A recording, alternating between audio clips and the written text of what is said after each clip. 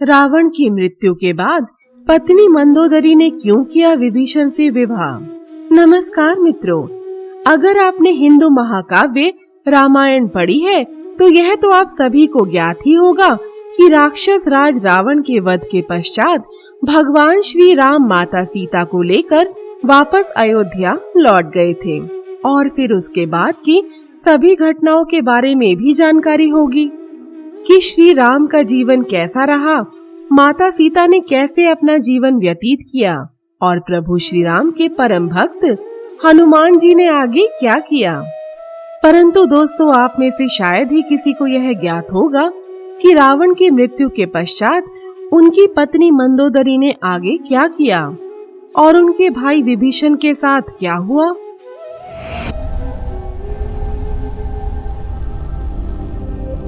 दोस्तों, आप सभी का बहुत बहुत स्वागत है हमारे चैनल ज्ञान और वैराग्य में।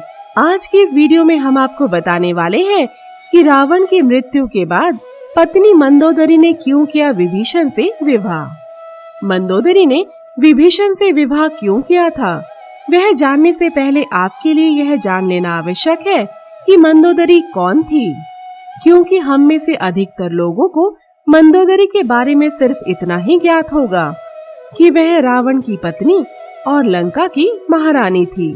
इसके अतिरिक्त मंदोदरी के विषय में और अधिक जानकारी नहीं होगी। पुराणों में वर्णित एक कथा के अनुसार मंदोदरी बहुत सुंदर अप्सरा थी जिसका नाम मथुरा था। मथुरा एक बार किसी कारणवश कैलाश पर्वत गई, जहां उन्होंने भगवान शिव को भस्म रमाए तपस्या में लीन देखा।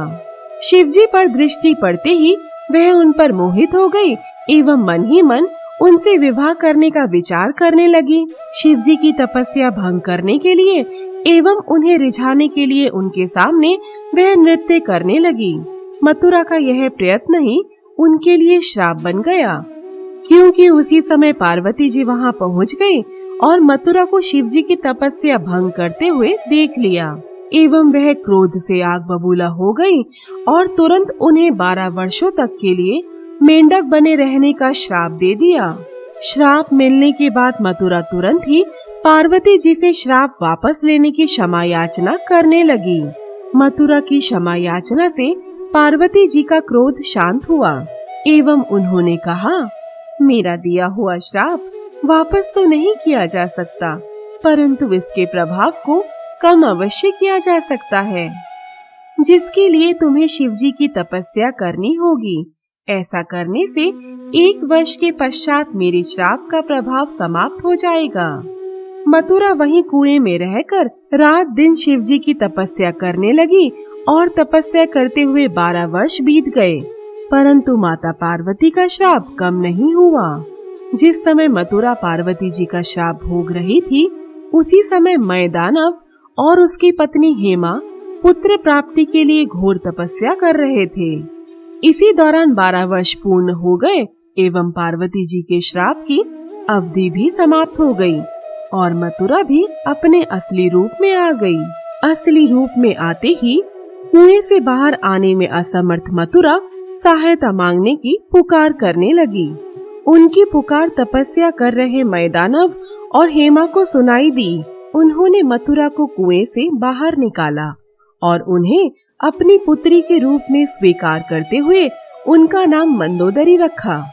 इस प्रकार मथुरा का नाम मंदोदरी हुआ। राक्षस राज रावण बहुत अधिक शक्तिशाली था। उसके बल के प्रभाव से देवता भी भयभीत रहते थे। रावण की शक्ति के विषय में मंदोदरी को पहले से ही ज्ञात था। एक बार की बात है, राक्षस राज रावण मैदानव और हेमा के पास गया, जहां उसने मंदोदरी को देखा और मंदोदरी का सुंदर रूप देखकर रावण उन पर मोहित हो गया एवं तुरंत ही मैदानव और हेमा के सामने मंदोदरी से विवाह का प्रस्ताव रख दिया, किंतु उन दोनों ने रावण का प्रस्ताव ठुकरा दिया। उधर मंदोदरी पहले से ही रावण के विषय में भली भांति जानती थी, इसीलिए उन्होंने रावण से विवाह का प्रस्ताव स्वीकार कर लिया। रावण जब माता सीता को हर लाया, तब उन्होंने रावण से बार बार आग्रह किया कि वह माता सीता को प्रभु श्री राम के पास वापस सौंप दे, क्योंकि मंदोदरी को यह भली भांति ज्ञात था कि प्रभु श्री राम कोई साधारण पुरुष नहीं है। उनकी शक्तियों के आगे रावण की शक्तियाँ कुछ भी नहीं है। परंतु रावण ने अहंकार के कारण मंदोदरी की एक भी न सुनी। इसी प्रकार रावण के भाई विभीषण ने भी उससे बार बार आग्रह किया कि वह माता सीता को प्रभु श्री राम को सौंपकर उनसे क्षमा याचना करे। परंतु रावण ने अपने भाई विभीषण की बात भी अनसुनी कर दी और उसे अपमानित करके अपनी सभा से निकाल दिया।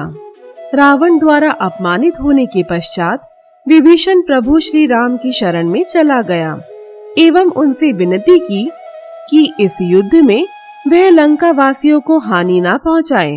प्रभु श्री राम ने विभीषण को अपनी शरण में ले लिया एवं उन्हें वचन दिया कि रावण को पराजित करके लंका का संपूर्ण राजपाट उन्हें सौंप देंगे। प्रभु श्री राम ने रावण का वध कर दिया एवं लंका का संपूर्ण राजपाट विभीषण को सौंप दिया। रावण की मृत्यु के पश्चात मंदोदरी खूब विलाप करने लगी। तब श्री राम ने उनसे कहा, देवी, आप वेदों की ज्ञाता हैं एवं आप विभीषण से विवाह करके लंका का राजपाट अच्छे से चला सकती हैं। तत्पश्चात मंदोदरी ने अच्छे से सोच विचार करके श्री राम की बात मानते हुए विभीषण से विवाह कर लिया। यही कारण था रावण की मृत्यु के पश्चात उसकी पत्नी मंदोदरी की विभीषण से विवाह का। तो आज के लिए इतना ही। आशा करती हूँ कि आपको हमारी आज की यह वीडियो पसंद आई होगी। आप सभी से निवेदन है कि अगर आपको हमारी यह वीडियो पसंद आई हो तो उसे लाइक और शेयर जरूर करें और हाँ, जाने से पहले हमारे चैनल को सब्सक्राइब भी कर दें। तो मिलते हैं जल्द ही अगले वीडियो में। तब तक के लिए नमस्कार।